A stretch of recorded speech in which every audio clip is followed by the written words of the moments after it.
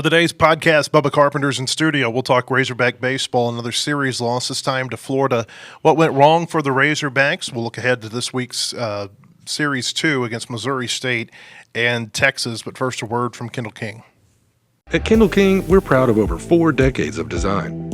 We're continuing the legacy of great creative design by combining our brands of Kendall King, Soapbox, and Shopcart. Together, these brands represent a new focus in marketing design with individual attention to specific areas. Through our design expertise supported by a team of talented professionals, we showcase our best. We are Kendall King, we are Soapbox, we are Shopcart, we are design.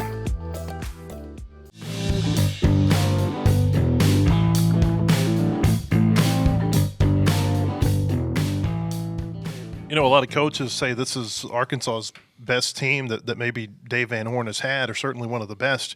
And you hear it, and we'll play a clip a little bit later from Kevin O'Sullivan, who said something similar yesterday. But you hear it unprovoked from Wes Johnson, from Kevin O'Sullivan, from Michael Early last week.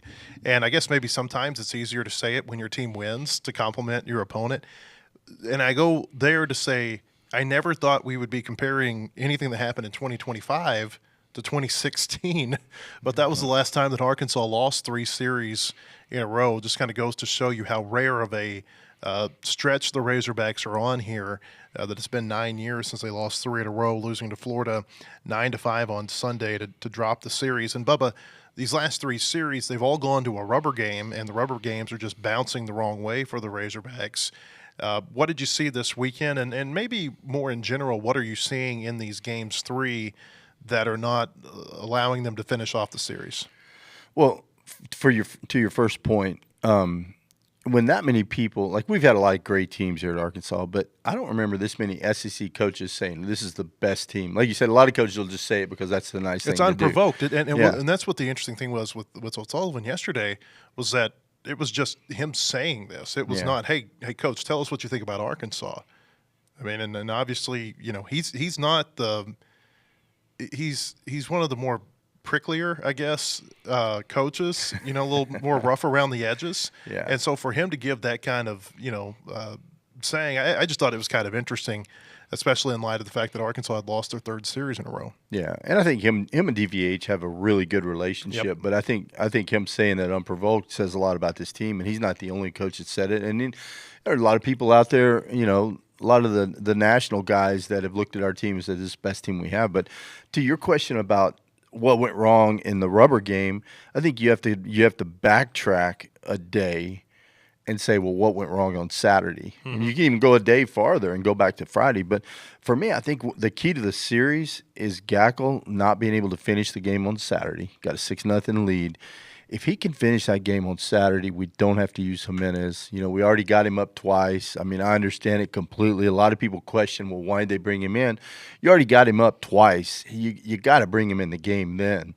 But boy, if Gackle could have finished that game on Saturday, we have Jimenez for Sunday, and I think we win the series. You know, but you can look at a lot of things. I think game 1 turned on the bad pickoff. I mean, it's a series that if you really look at it, it's that what if thing. You know, what if this play didn't happen? What if that swing didn't happen? And it totally changes the series. It's crazy. And you think about Gackle, maybe even if he doesn't finish the game, maybe if he can go one more inning, maybe you go to somebody else in that situation.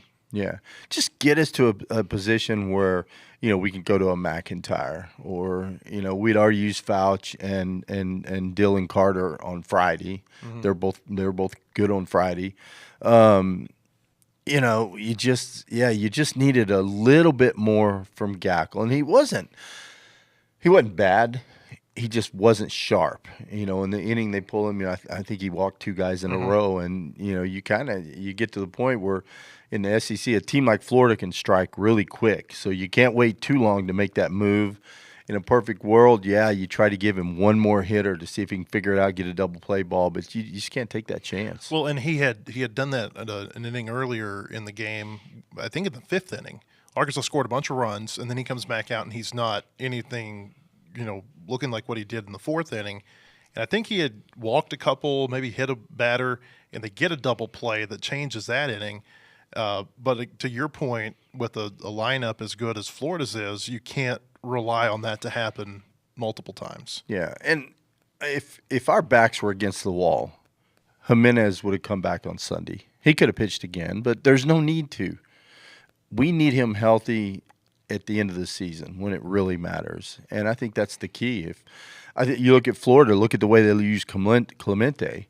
Threw him a lot on Friday, threw him a lot on Sunday. I mean, he threw 67 pitches yesterday. He threw 30-something on Friday. 31. Didn't throw a ton, but that's a team that their back's against the wall. They got to have wins. We don't, and I think we've gone all in. And you and I can talk more about it later, but we've gone all in for years to win the conference. Now that's just a big mess of 16 teams. Really, honestly, does winning the conference mean anything anymore? With no divisions, to me, I don't care about it all. I'm looking forward to postseasons. Yeah, you want to win series, but I'm ready for postseason. I had a conversation with Dave Van Horn before the season as we were putting together our preview magazine, and he actually made a similar comment. He said, we've gone all in to win these conferences, through how many times they've won it, and they've been right there another time or two, and it was basically maybe we don't do that this year. And I'm not saying that's what they're doing. It was just a conversation that we had where, and it was within the framework of talking about maybe what has gone wrong in the regionals. And, maybe they've put too much emphasis on being whatever in the regular season. So it's certainly an interesting conversation to have, and we'll have a little bit more of that here in just a second. Dave Van Horn talked to reporters after the loss yesterday, and this is what he had to say about what's going wrong for his team. Well, we just have to get better at a few things. Number one, we got to have a little better clutch hitting. Left too many runners out there, and kind of the same thing happened on Friday. And Friday we struck out too many times. Kind of corrected that last couple of days, but couldn't really get the big hit. So that happened. He kind of runs in streaks a little bit, but starting pitching, got to get better. Got to show us a little more, and that'd be the two things that jump out at me right away. So Dave Van Horn, when you hear him say that, your thoughts? Well, I thought there were multiple balls that we hit that were really close to either going over the fence or getting in a gap. I thought we had opportunities with runners on base, and sometimes you tip your hat to the pitcher. I thought the Florida pitchers, when they really needed a big pitch, they dialed up a big pitch. And I thought we missed some pitches that we should have hammered. I thought we hit some balls hard that they caught, right against the fence. I know we had several guys just miss a home run. But I think a lot of it, Matt, we got to get better starting pitching. I mean, we really do. I mean, Zach, I still think you go back to that pickoff play. Without that pickoff play, I think that kind of changed things. He wasn't the same after that, and something like that can affect you. And I think Dave said something. You'd almost rather give up a home run than a pick throw to first and a guy scores with 2 outs. I mean, that's just a tough way to give up a run. But we got to have more than 4 innings on Friday night. You really do. And then on Sunday, you got to get more than 2 out of your Sunday starter. And I get it. We knew going in, Florida had a powerful lineup. I knew it was going to be, or I thought it was going to be a high-scoring series. I thought we would outslug them. I just think that Florida pitching did pitch better than what I anticipated. I was listening to Kevin O'Sullivan yesterday, and there were 2 times during the game where he goes out and he makes a pitching change with a 2-0 count. And he said, if you follow me throughout my entire career, I have never done that, or I have rarely done that. And he said, and I think it just goes to show you the urgency with which we had to approach this game. This was, like it or not, this was a much bigger series to Florida than it was to Arkansas. Arkansas, they got some feathers in their cap. They've beaten Vanderbilt. They've beaten Ole Miss. They got 3 more attempts to beat good teams coming up. Sometimes you just run into a team and you're on their home field and they just want it more. And that's what it looked like yesterday. Florida, they wanted it more. And to O'Sullivan's point, he coached with an urgency. And I thought there were 2 or 3 times throughout the series where, whether it be going and getting Luke McNeely after he faced 2 batters on Friday after Justin Thomas homered against him, or yesterday they go get Christian Rodriguez whenever it's very apparent Arkansas is on him. Even the starting pitcher, they had a quick hook for him. I thought that he approached this series from a pitching standpoint about as well as you could from I know he's the pitching coach and the head coach, but just from a coaching standpoint, he approached it about as well as he could pitching wise. Yeah, and I think all of his decisions, he was fortunate. Most of them paid off. But that's the difference in a team that's their backs against the wall and they got to have a win versus a team. And we're not trying to lose, but I think if you flip that and our backs against the wall, we played a little different. But I still say the thing I love about this team, Matt, we're in every game. Even you look at yesterday. I mean, you get the tie and run up with one out, bases loaded. One of our best RBI guys. I mean, you feel really good about it. You just couldn't get that big hit when you needed. Cujillo had a great at bat, ended up striking out, but 10-pitch at bat, I think. We're giving ourselves a chance to win, and we're not even playing our best baseball. We're not even close to playing our best baseball, and so I still feel real good about it. I just thought Florida, and they're like A&M. They're figuring themselves out. Like they had the talent. Some teams figure themselves out at different times in the year because some teams go through their struggles. And I feel like you don't figure yourself out until you've struggled a little bit. Right. Like Texas, and we'll get into Texas a little bit here in a minute. They haven't struggled yet. They haven't figured themselves out yet, I don't feel like. Yeah. Arkansas in 21, they never really struggled. Then, when the struggles came against NC State, it just didn't work out and a couple of close losses. Florida and A&M, they struggled early. And now they've figured a lot out about themselves. Even A&M this weekend going to Texas, they were swept, but it was 3 one-run games. Those were all very competitive games. Now you got Arkansas, and I would even put Tennessee in this boat because, they're going through they're taking their lumps a little bit.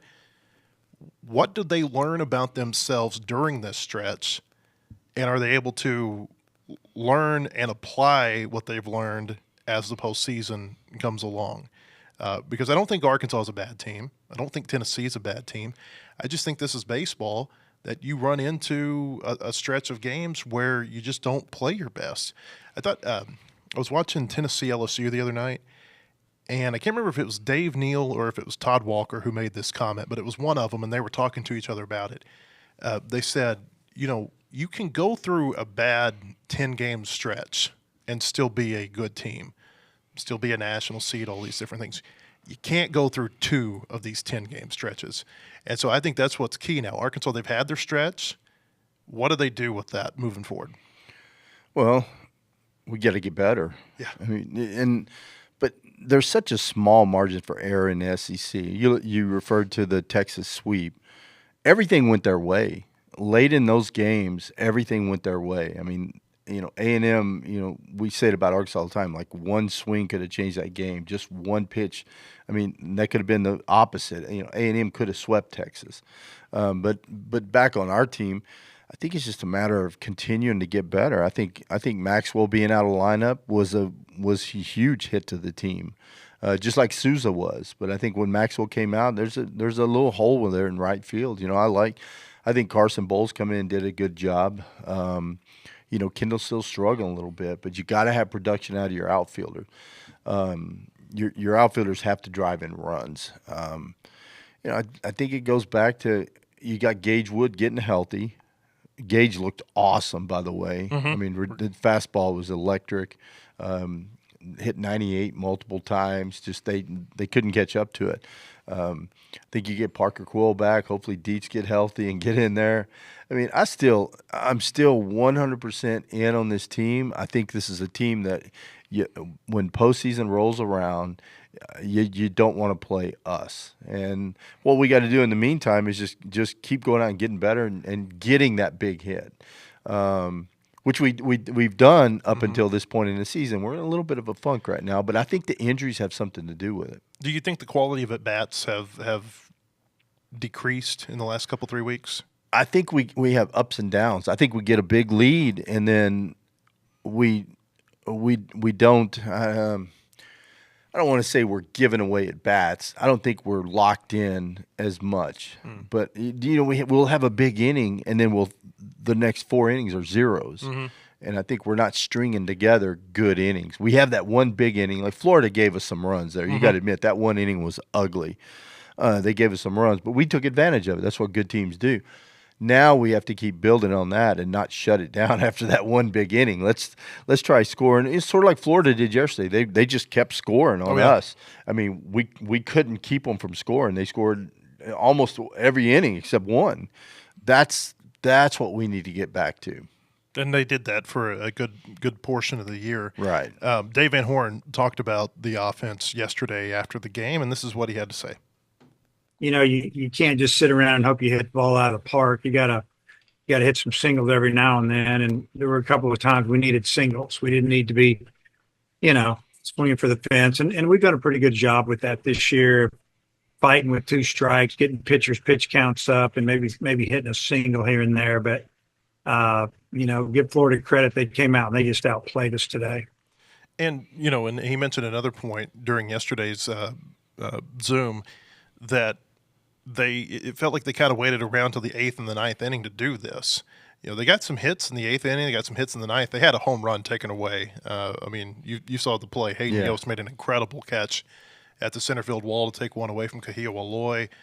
Justin Thomas, obviously, real close to hitting a game-tying home run there. And sometimes that's just how sometimes that's how the breaks work. I think maybe the concern that I see with this team is they get the big inning, and you touched on this, but they get the big inning, and then they don't get hardly anything else the rest of the game. I mean, think about Saturday. They've got a 6-run inning. They scored 1 run the rest of the game. So in the other 8 innings, they score 1 time. Yesterday, 9 innings at the plate, they only score in 1 of those innings. They've got to do a better job of forcing some of these pitchers not to be able to get into such a groove, because that's kind of what it felt like the difference in this series was Florida's pitchers, they all kind of, or the ones who went for very long at all, they all kind of got into a groove. Even Philpott yesterday, who, he struggles the first inning that he comes in, all of a sudden he's back in the dugout really quick in the 3rd and 4th innings. And the game just, you could kind of slowly feel the momentum turn in the game. Yeah, and if you compare it to what the Florida hitters do, I mean, they got a great lineup up and down. Mm-hmm. They kind of ground ball to right, line drive to right, ground ball in the hole to the left side. When we made a mistake with a pitch, they hit it. They didn't crush take that back. They hit a lot of balls hard. But anything we left over the middle of the plate, they hit hard. I felt like we had some pitches over the middle of the plate that we just missed. Some of them we missed, and they were, 390-foot outs. But the point is we just missed them. And I think that's what Dave's referring to right there is, sometimes you got to just take what the pitcher gives you. Not that we're up there. It doesn't look like we're up there swinging for the fence. I mean, every once in a while, yeah, we're cutting it loose and we'll swing and miss. But, I think we're just missing when we get our pitch. Florida didn't miss yesterday. I mean, when we made a mistake, they barreled it. Remember we talked last week about the Little Rock game and how impressive it was to shut out Little Rock using 6 pitchers. And I felt like yesterday was kind of the reverse of that. When you have to rely on so many pitchers, you have to rely on the fact that they are all going to be on, or at least most of them. And it felt like hardly anybody that they pitched yesterday was really on. I mean, you look at the strike to pitch count, just in terms of how many strikes they threw relative to the number of pitches they threw. Beidel is 20 of 32 for strikes. Bybee 22 of 40. Gibbler 17 of 27. Wiggins, obviously, that's a little bit different. We'll talk about that in a second. Will McIntyre, 9 of 17. Carter, 20 of 35. McGuire, he did throw strikes on both of the pitches that he threw. But, and that's why it's so important for these starters to go deep into games. They knew it was going to be a tough weekend on their bullpen anyway. Right. Because I think Gage Wood went an inning longer than they ever dreamed he would have gone. But still, it was a long weekend because Root doesn't go long. Obviously, Wood scheduled not to go very far into the game, and then Beidel didn't get him very far at all. Just they've got to, and this has been kind of a trend you've seen for 3-4 weeks now, where they're just not getting a lot of length out of their starters, and that is they've got to figure out a way to change that. It feels a little bit like what we were seeing last year with Tigert and Mason Molina not going deep into games. Yeah, you're right. The only difference in last year, we had Hagan on Friday night Reliable. giving us 7 innings, 6, 7 good innings every Friday. But you're right. It's tough. Your Friday night starter goes 4 1/3. I mean, then right off the bat, I mean, you're using your bullpen guys. And it just kind of carries on. I'm worried about taxing our bullpen too much. Now the good thing is like I referred to, hopefully we get Dietz back, Parker Coyle, and then we're going to have to replace a big piece of that, Wiggins. Having Wiggins in there, but on the bright side, Fouch has looked really good. He really has. He's looked good, so that's a good sign having Fouch back.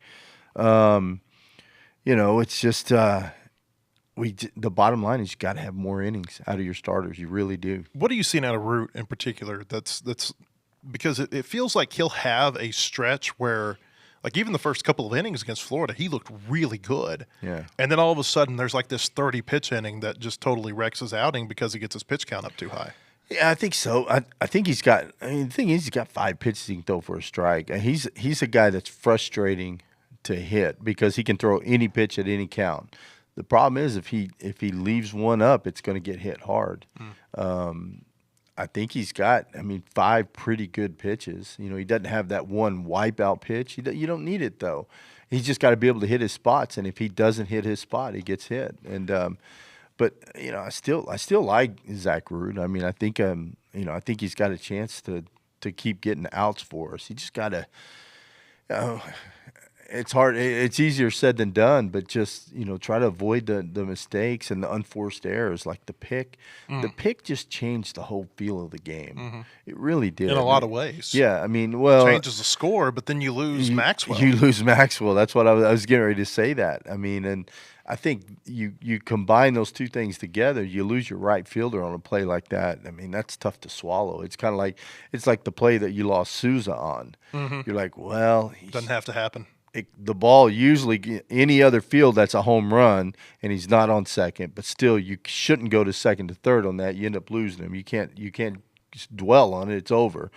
But you look at the pick play, you not only gave up the run, but you lost your right fielder. So that was a big gut punch, I think, to our team. And then there's the just kind of the factors of the game right there. Number one, Florida may have as big of a foul ground as anywhere in the SEC. And then they're playing a no doubles defense, and so Maxwell he's a little ways away from where that ball was rolling. He had to cover a lot of ground to get there. Right, and that sucks. But look at some of the positives, though.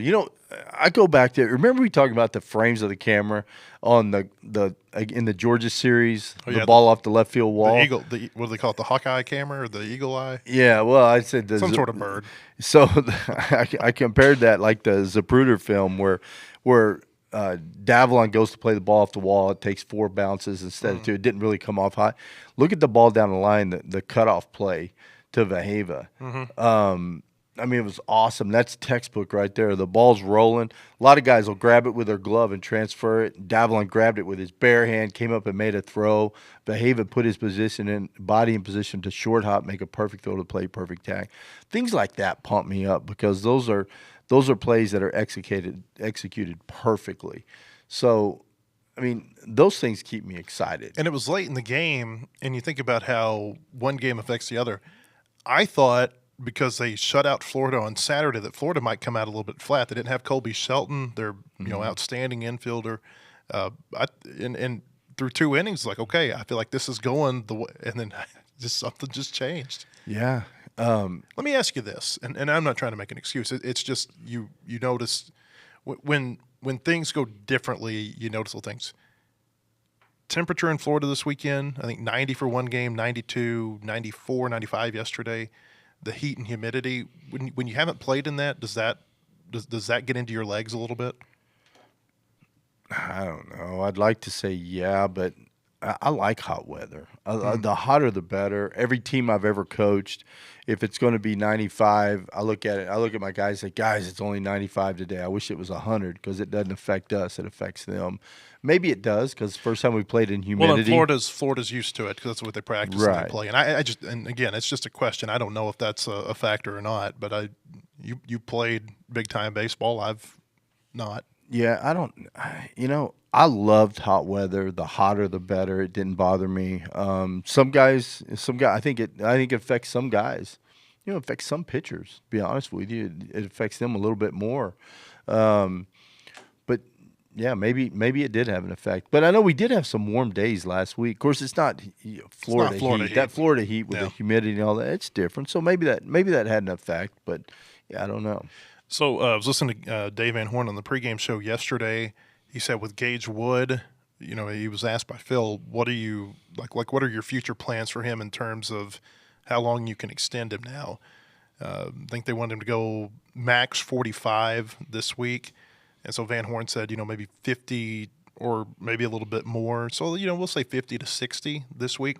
And then he said after that, with it warming up, he said as long as he's not feeling any pain, you may just let him go after that. So probably one more somewhat short start this week against Texas, and then we'll see after that. But I thought that was probably the most encouraging thing that came out of the weekend, because when you're having struggles in your rotation, here's this guy who, if he could throw another 3 innings like the first 3 he threw, who knows how this series goes. Yeah, you're right. But now with Gage Wood, he's a high octane guy, high effort, max effort every pitch.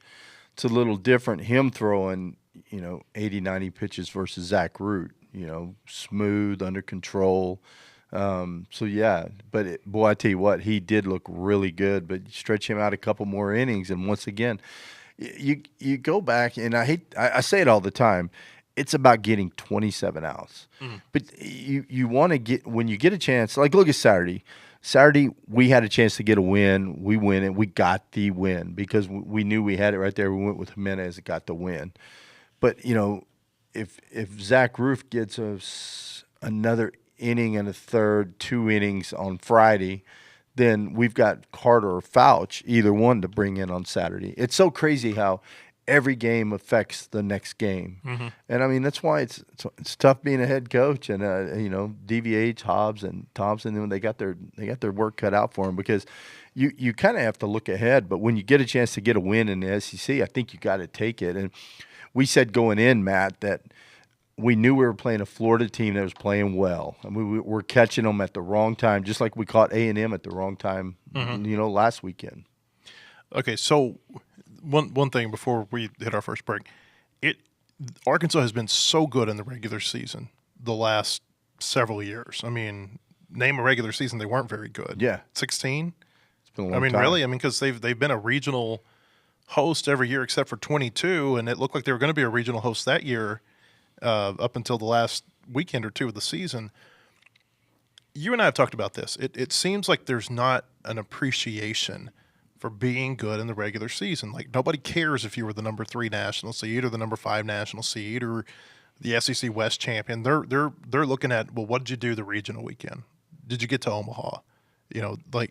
And I'm not saying everybody's like that. I think there are a number of people who go to the games and they do appreciate the intricacies and all the minutia of the regular season.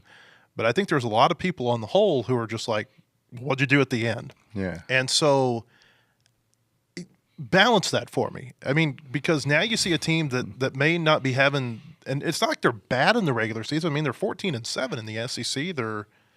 What is their record right now? 37-9, I think, overall. So I mean, this isn't, this is just a little bump in the road. That may be a bigger bump after a few weeks. We'll see. But it's all about getting ready for the end of the year.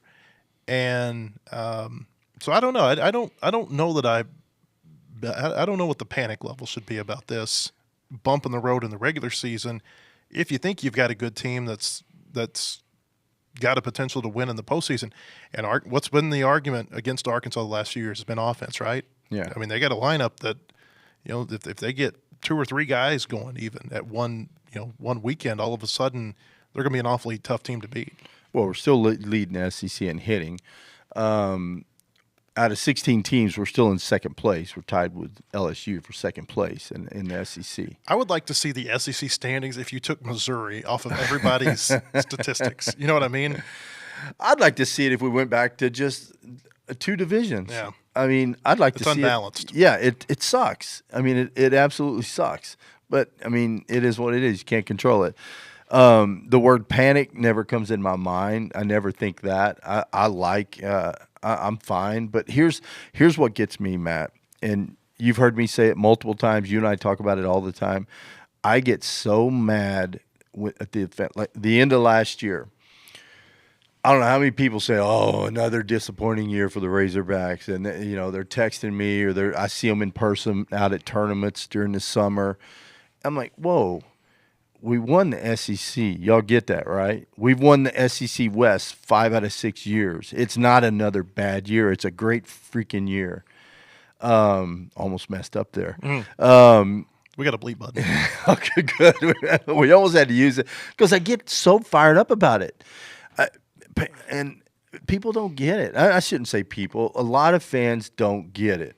All they care about is that last weekend of the year. Mm-hmm. But to do what this program's done I came on in 18, and it's been domination since 18. No teams won more games during that time. Exactly. And I just think it's short-sighted on people. And I think maybe DVH sees that now, and he's like, look, I think we could have done things a little bit different and won that series this weekend, but we might have got someone hurt. It's not worth it. Let's just keep going. It's a process. It's a marathon, not a sprint. It's not where you start, it's where you finish. Let's just keep going in the right direction. All the cliches you want to say. What happened? As long as this team peaks towards the end of the year, which I think is going to happen, I think they're a dangerous team. I'm good with it. Sorry, that was a very long-winded answer. I felt like I had to get that off my chest, though. Well, you and I were talking the other day. It reminds me a little bit of the Atlanta Braves in the 90s. Now, I know they won their one World Series, but that was always the knock on them. It's like, hey, they're a great regular season team, but they don't win at the very end. Does that really make them any less of a franchise or a program? I never felt like it did. Well, Waller shouldn't have thrown Layrich a two-strike forkball, a splitty, and he should have gone with his slider. But we can talk about that another day. He got beat by his third best pitch. Which year are we talking about? They all kind of run together. I don't know. It was in the 90s sometime. All I know is Layrich came in and hit a big 3-run homer to win the game. So, all right. When we come back, we got a lot more to go. We'll talk about these injuries for Carson Wiggins, Logan Maxwell. What's the level of concern there? Look a little bit ahead to Missouri State this week. Also, Texas coming in here. A look around the SEC. But first, a word from Kendall King. At Kendall King, we're proud of over 4 decades of design. We're continuing the legacy of great creative design by combining our brands of Kendall King, Soapbox, and Shopcart. Together, these brands represent a new focus in marketing design with individual attention to specific areas. Through our design expertise supported by a team of talented professionals, we showcase our best. We are Kendall King, we are Soapbox, we are Shopcart, we are design.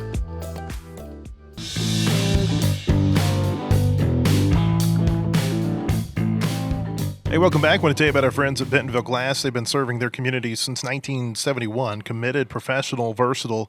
If you're looking for a quality leader in Northwest Arkansas or looking for skilled craftsmanship, look no further than Bentonville Glass for all your glass market needs with the highest quality products. You can come by and see them now at 507 South Main in Bentonville or online at bentonvilleglass.com. I want to tell you, too, you can get the latest breaking news on all Razorback sports at wholehogsports.com.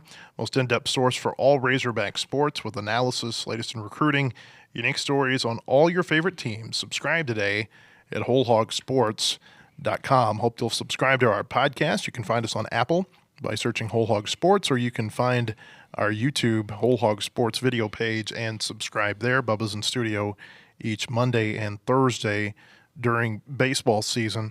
Carson Wiggins goes out yesterday. What's the level of concern here? Big concern. It's never a good sign, when it's in the elbow area. If you feel a pop, or it's just not a good sign, unfortunately. But look, Matt, I mean, everyone can start blaming and pointing fingers and all that. It's when you throw that hard, It's not if there's going to be injury, it's when. Yeah. Unfortunately, it is, and it's no one's fault. It's not his Pee-wee coach's fault. It's not Hobbs's fault. It's just guys throwing super hard, and there's certain parts of the body that have a hard time handling that torque, and at some point it's gonna break. It's just gonna break down on you. And just to be clear, we don't know exactly what's happened with him yet. I think they'll probably have an MRI today that'll tell him a little bit more about what's going on with the elbow. But even if it's not something that's torn, this late in the season, it's probably it does not look good that he would probably pitch much, if at all, again, because you got to baby that thing. Yeah, once that happens in the elbow, and let's pray it's not the worst case scenario. I mean, but a lot of times you kind of lean that direction with just because it is what it is in that area. But you're right. Even if it's just like a Brady Tiger where he felt something in there, doesn't look good, and don't expect him to be back this year. But who knows? It could be.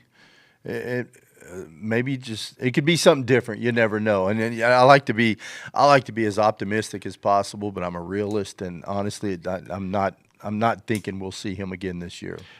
People might ask, okay, if it's not if, it's when with a pitcher, why would any of them go out there and do that? But it's kind of similar to, and I haven't since my last wreck, but I'll ride bicycles a lot. And that's what I always heard is like, it's not if, it's when. And I've had 2 pretty bad accidents in the last 5 years. And one, I got right back on. The second one, I got hit by a car. And it's like, okay, that's maybe a little bit more gun shy to get on a bicycle. But it's one of those deals. Like, if you love it and it's something you enjoy and just kind of, I don't know, it's just, you don't look at it with the risk, I guess. No, you don't. You're not going to live in a bubble. You can get hurt doing anything. That's right. You could fall down going down the stairs here. But, I had a motorcycle for years. I had a Honda Valkyrie, by the way. I loved it. Absolutely loved it. Rode all the time. My wife and I would go ride. My brother was a paramedic, and he's telling me all the time, look, it's not if you're going to wreck, it's when you're going to wreck. It's sometimes going to happen. One time I'm going around a corner. This lady's coming. She's looking down. She runs me off the road. I've got about an inch of pavement. I'm going to have to go over the bluff. And she swerved the car at the last minute, drove back to the house, got off of it, never got on it again, sold it. But, that's totally different. I have no idea. It has nothing to do with the pitcher on the mound. But anyway, so I just bored you. I just wasted 30 seconds of your life. But, no, you're going to go out there and do it because that's what baseball players do. I mean, look, you can get hurt. I mean, look at Souza sliding into the base. I mean, that's a slide that a lot of guys get hurt. Look around the SEC. Look how many guys have hurt shoulders right now. Most of them are from sliding. I mean, you don't quit sliding. You put on your oven mitt and you slide. I mean, it's just part of it. Now, I don't like turf fields, because I think turf fields cause you to slide in faster, and you misjudge the slide. There's more pressure to hold onto the base, and But when you're a pitcher, you go out there and you strap it on and you do it. And look, some guys pitch forever. Look at a guy like a Nolan Ryan.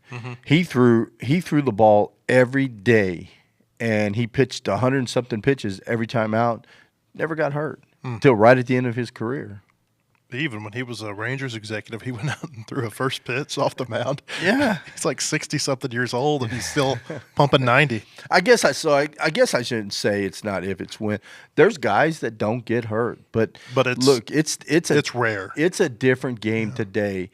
I mean, you look at Greg Maddux. He could have thrown 95. He pitched at 90. He pitched at 87 to 90. And he pitched for a long time. Now everything is max effort. Yeah. I mean, there's no guys that go out and can throw 95 that don't throw 95. They don't pitch at 90. It's just the game's different today. Okay, so you were talking about you can get hurt doing anything. How about what's going on with Hunter Dietz right now? They thought they were going to – you and I, we found this out on – because we were speculating why did he not throw last Wednesday? And then we found this out about, I don't know, maybe 10 minutes after we finished recording. He's warming up, stretching, and he's pulling a resistance band that's mounted to the wall. It snaps and hits him above the eye and causes 10 stitches. I suspect we'll see him before the regular season ends, but, another setback for him. After a year of trying to get back onto the mound, you're literally minutes away from it, and then this happens. Okay, so in that game, I'm on the edge of my seat because I told Phil, and I said on the air, I can't wait to see Hunter Dietz pitch. So I'm seeing guys get up, and I'm like, okay, where's Hunter? Where's Hunter? And I found out later what had happened. But, I mean, let's look at the bright side. At least in his eye. I know. If that hits his eye, I mean, who knows? Ashley and I, when we bought our first house, we were moving, and I had a friend who was helping us, big guy, like 6'6", used to be a college quarterback. and we're using bungee cords to strap stuff down. One of those came loose, hit him right underneath the eye, knocked him flat on his you know what. And I mean, those things are dangerous, man. Yeah, I mean, it's a fluke thing that it's probably the first time it's happened since the Hunt Center's been built. But you can't control stuff like that. It's just bad luck, and I feel bad for him because I know he's working real hard to get back, and I bet you he was so excited to get in the game, and something like that happens. But just be glad it didn't hit him in the eye. I mean, that's all I can say. It could have been a whole lot worse. Well, Hopefully we'll see him Tuesday night. Well, I was going to say, I guess the good news for him is that a cut above the eyebrow is probably not going to affect your arm action. And it feels like that's or the sound from the sound of it. It's been pretty good. Yeah, I mean, think about that. When you stand on the mound like this right here, and you got this big giant stitches above your eye, I bet you look pretty mean on the mound. Yeah. Pull that hat bill up a little bit so the batters can see it when you're pitching. We don't know if we're going to see Parker Coyle this weekend or the LSU weekend or the Tennessee weekend, but that's certainly something to watch this week. And then obviously Logan Maxwell. Again, you go from a 340 hitter in your 3-hole down to a 170 hitter, and it changes things about your lineup during the Florida series. I don't know if Arkansas would have won the series with him playing, but that's a big bat that goes out of the lineup.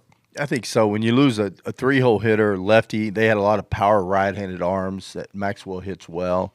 That's tough. And you know what? I had a chronic left hamstring problem for years. I had to miss an all-star game for it. It bothered me all the time. We had chiropractors in there, but I never went to a chiropractor in our clubhouse. They were there every day. I never went to them. Finally went to a chiropractor in our clubhouse, and I had one leg about a half-inch longer than the other leg, so I was having to compensate with my left hamstring. Now, I'm pretty sure if that was the case, they would have caught it. But what they did, they got my hips back in line. Hamstring problem went away. Crazy. Here's a trivia question for you. Logan Maxwell, who was the coach that he committed to first in college? Dave. No. Who? Jim Schlossnagle. Schlossnagle was the head coach at TCU, and that's Maxwell right. committed there. So, I thought you were talking before that. I thought he committed before he went there. But yeah. So I mean, he's going to want to be back in the lineup just because he's a competitor. But there's probably a little bit of an extra this week with Schlossnagle bringing Texas in here. Yeah, I think so. If he can play, he'll definitely be out there. And I don't know. I haven't gotten any updates on it, but hopefully it'll be good to go. Hamstring's a crazy thing, though, man. Once that thing starts barking, it's hard to get it back in line. Hey, speaking of TCU, just a quick little aside. And you were talking about your chiropractor. Sometimes Bobby Pritchett, who's the chiropractor for the baseball team, and he's got a practice here in town. He'll go on the road with them sometimes, not all the time. And but you think about like all the different kind of doctors that you might need for baseball. How about what happened to TCU this weekend? They had a player who lost a tooth during their game, and there just happened to be an oral surgeon in the crowd, and he underwent some sort of oral surgery like on game day. The weirdest thing. Didn't know that. That's crazy. So I mean, like what team's gonna start taking an oral surgeon with them on the road?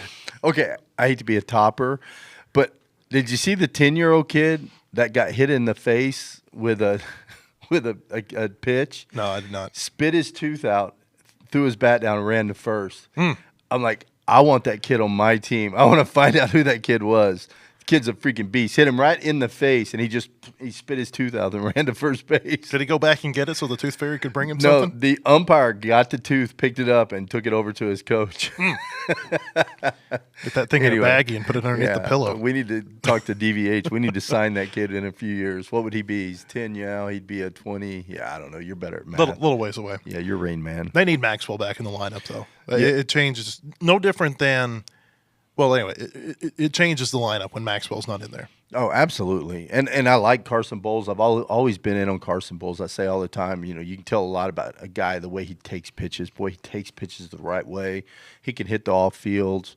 But man, there's just something about having Maxwell in that 3-hole, can hit the all fields. And he works the count. He does.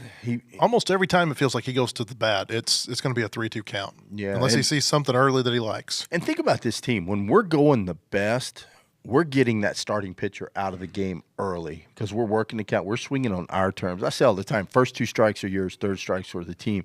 We do a great job early in the count of getting our pitch. If we don't like it, we take it. And we get that pitch count up. And I think that's something that we need to stay with. Missouri State tomorrow night up there in Springfield. Arkansas wants to get some payback. I don't know they're going to get a chance. Have you seen the weather? Yeah, it doesn't look good. Doesn't look great. And so I wonder, I think that teams at the end of the year, you can see a lot of growth once the midweek games go away because you get more practice time. Obviously, your pitchers are getting more rest in between their outings if they're just throwing from weekend to weekend. How do you think this change, whether or not the Missouri State game gets played this week or not, just the next 2 weeks, we know there's not going to be a midweek game between the SEC series. How much do you think that helps the team? Normally, I like the midweek game because I think it gives guys a chance to get some innings that don't get a lot of innings on the weekend. I think a rain out tomorrow wouldn't be a bad thing. As much as I'd love to go up there and beat down on them, I feel like we owe them. Especially with a Thursday start. With a Thursday start, we threw a lot of pitches this weekend. A rain out wouldn't be a bad thing tomorrow. I would kind of welcome that. But to answer your question about next week and the week before, the thing is when you have those Thursday starts, that's when that Tuesday game's tough. Especially we threw a whole lot of pitches out of the bullpen this weekend, and so I'd rather it get rained out tomorrow. We'll see. I've been, you just pay attention to like the high school schedules around here. I've seen a lot of teams that are scheduling double headers for today in anticipation that they're not going to be able to play tomorrow. And it's one of those deals where, sometimes the long range forecast can be wrong, but it's been showing for like 6 or 7 days now that Tuesday is going to be, and it's not just rain, it's heavy, heavy rain that they're talking about we're going to get over the next few days. So we'll see what happens there. As of right now, they're scheduled to play at 6 o'clock on Tuesday. I hate to be a pessimist, but do you remember last week it said Saturday, 100% chance of rain all week, 100% chance of rain.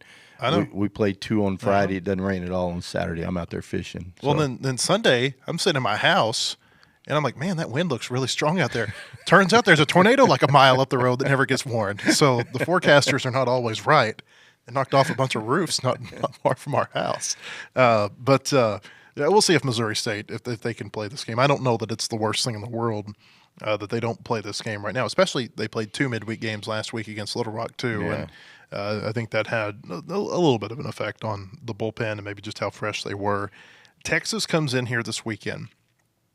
There's only been 2 other teams in the history of the SEC that have started conference play as well as Texas has. They're 19-2 in conference play. One of them was Tennessee that year that they were, they barely lost. And the other one I think was Vanderbilt in 13. Kind of interesting. Neither of those teams made the World Series. But Texas, I will say this about Texas. They look really good on the mound. I don't know what they've got from a hitting perspective, but on the mound, they're one of the best teams in the country. But they have not had to play away from home against a good team, Bubba. They played at Mississippi State, they played at Missouri, and they played at Kentucky, and they nearly lost the Kentucky series. I think that when you have Arkansas with their backs against the wall this week, a Texas team that's probably riding pretty high because everybody's telling them, how good they are, wouldn't surprise me at all if you see Arkansas bounce back this week. I don't know if it's going to happen, but it just wouldn't surprise me. Well, I think we need to teach our players to hate Texas before this weekend. I think a lot of the younger guys don't understand what Texas is all about, so the hatred that we have towards the Longhorns. But if they went to the football game last fall, they might know. And people have said this for a while about baseball players and whether remember Matt Cronin when he beat him in the midweek, threw the horns down? Yeah. Remember Heston Kjerstad That's tackling right. the guy at first base in Omaha? I think they've got an appreciation for it. I think back then we had Shaddy. I think Shaddy was really good at telling the guys that, hey, you're supposed to hate these guys. But maybe they don't need that. But apparently, the Texas. I was just going to say one thing. Apparently, Max, they've got this guy that sits out in the outfield. Christina Long wrote a story about this, and I guess it's 2 outs. And, 2 outs, usually you do this to signify there's 2 outs. And if there's 2 outs, he yells horns down. And apparently Maxwell really put some emphasis on it. He played him when he was at TCU. That's awesome. Another reason to love Maxwell. Yeah. What I was going to say about Texas, they remind me a lot of a few of our teams in the past where they're really strong pitching wise, but hitting wise, the numbers aren't quite there. But I think they're playing with a lot of confidence right now, and that goes a long way. But they, 3 games against A&M, they could have lost all 3 of those games. They found a way to win. That's what good teams do. And so I think we'll really get a feel for how good they are this weekend. I feel really good, Matt, about them coming into Baumwalker. I think we're going to do well against them. I think our hitters match up well. They got a couple dudes out of the pen, though. They've been riding really hard. They got a freshman lefty, those little knuckle curve, those at probably 85% of the time. It's a pretty good pitch. I just think we're going to do well against them. Listen to this real quick. Texas hasn't lost a series. Everybody else in the SEC, listen to how many series they've lost right now. LSU 2, Georgia 2, Arkansas and Tennessee have both lost 3. Those are kind of the 5 teams that everybody think is in the upper tier of the conference. Then you've got Auburn with 2, Ole Miss with 3, Oklahoma with 3, Vanderbilt with 4, Alabama with 4. And I would throw A&M and Florida in this mix too because of what they've done recently. Both of them have lost 4 series apiece.